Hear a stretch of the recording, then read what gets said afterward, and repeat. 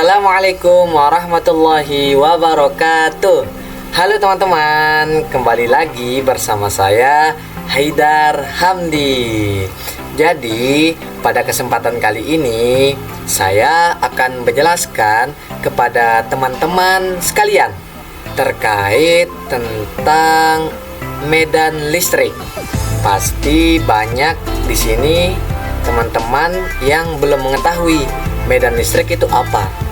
Nah, oleh karena itu teman-teman tetap stay dan nonton video ini sampai selesai agar bisa paham dan mengerti medan listrik itu apa. Nah, oke, kita mulai. Jadi di sini kita akan menjelajahi cara gaya bertindak antara objek yang tidak bersentuhan. Nah, jadi ini sesuatu yang tidak bersentuhan. Bagaimana sih? Oke. Nah, kita ambil contoh dari belut listrik.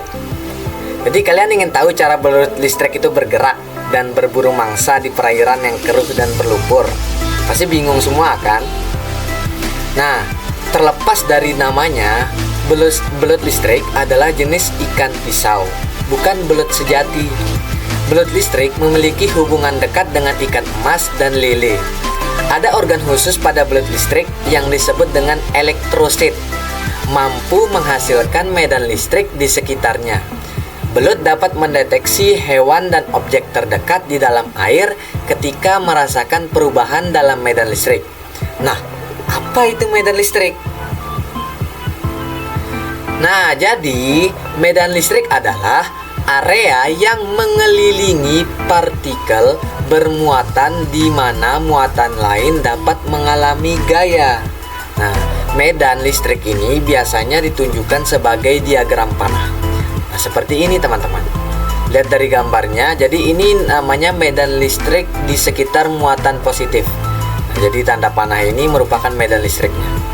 Kemudian di sini ada medan listrik yang muatan negatif. Dia masuk ke dalam begitu, sedangkan ini keluar. Nah, adapun secara matematisnya, medan listrik itu kita tulis dengan E. Nah, kemudian didefinisikan untuk persamaannya E sama dengan F per Q. Ini merupakan medan listrik dengan satuan N per C. Dan kemudian F adalah gaya listrik yang dialami muatan uji. Kemudian Q adalah muatannya. Oke. Nah, adapun sifat dari medan listrik dan garis medan. Pertama, makin padat garis medan listrik, makin kuat medan listrik pada titik itu. Hal ini juga berarti bahwa muatan di dekat bidang itu akan mengalami gaya yang lebih kuat. Nah, sifat yang kedua, arah panah menunjukkan arah muatan positif akan bergerak di dalam medan. Garis medan selalu menjauh dari muatan positif dan menuju muatan negatif. Jadi seperti itu teman-teman. Nah, adapun untuk sifatnya lagi, yang ketiga, garis medan tidak bersinggungan atau tumpang tindih karena medan listrik di tiap titik di ruang bersifat unik. Kemudian sifat yang keempat, objek bermuatan yang ditempatkan dalam medan listrik mengalami gaya.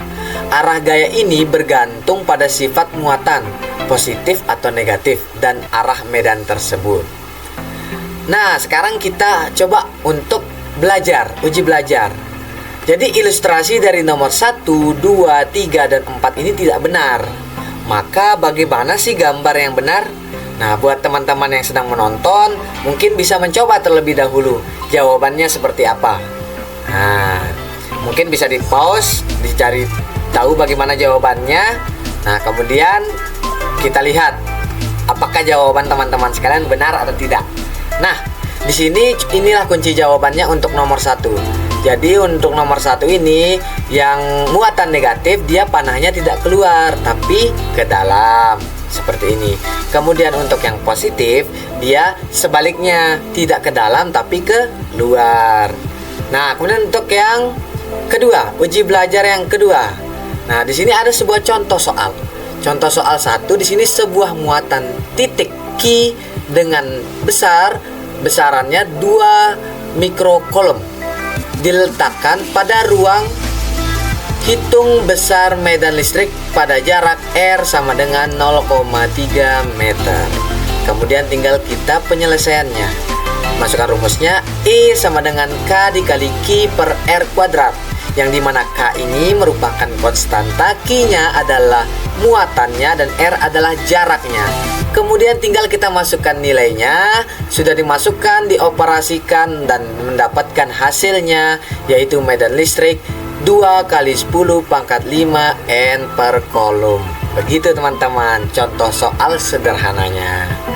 Nah, ini untuk kunci jawaban yang nomor 3 dan 4 yang tadi. Nah, di sini garis medan harus serba sama untuk muatan terisolasi. Jadi mereka harus sama, tidak yang ini banyak sedangkan yang kirinya sedikit, tidak seperti itu. Nah, kemudian yang nomor 4. Yang nomor 4 apakah seperti ini? Tidak. Garis medan tidak boleh tumpang tindih. Dia tidak boleh tumpang tindih seperti gambar ini, tapi harus yang seperti ini yang benar. Begitu teman-teman. Nah, di sini ada 2 jenis medan listrik. Ada muatan tidak sejenis, ada juga muatan yang sejenis. Muatan yang tidak sejenis ini mengalami gaya tarik-menarik. Seperti gambar ini, muatan positif dengan muatan negatif ini akan saling tarik-menarik. Garis medan berasal dari partikel bermuatan positif dan berakhir pada partikel yang bermuatan negatif. Jadi seperti ini teman-teman. Ya, yang positif bakal menuju ke yang negatif.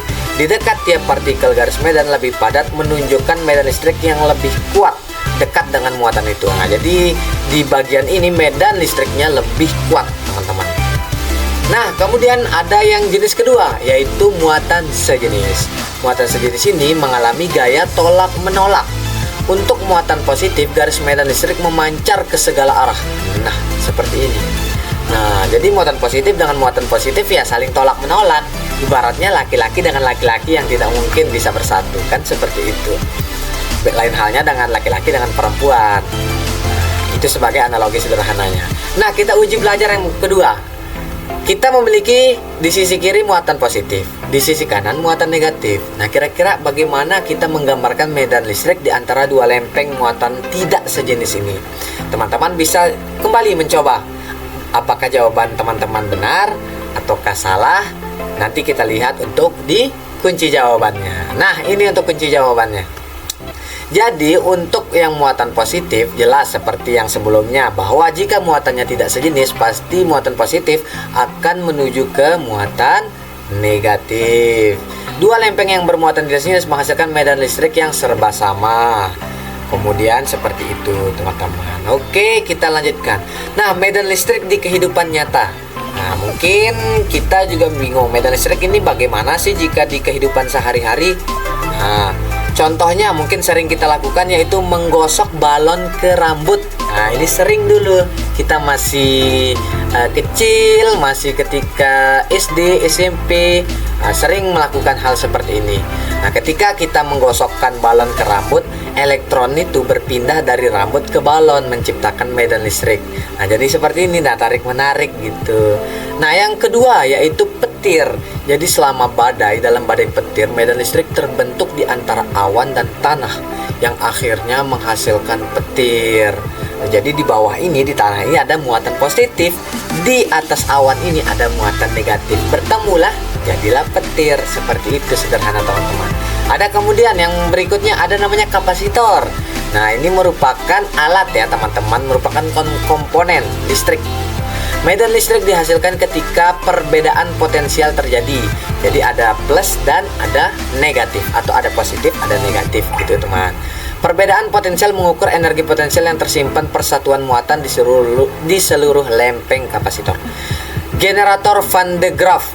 Generator Van de Graaff mengakumulasikan muatan pada bola logam besar menciptakan medan listrik yang kuat di sekitarnya.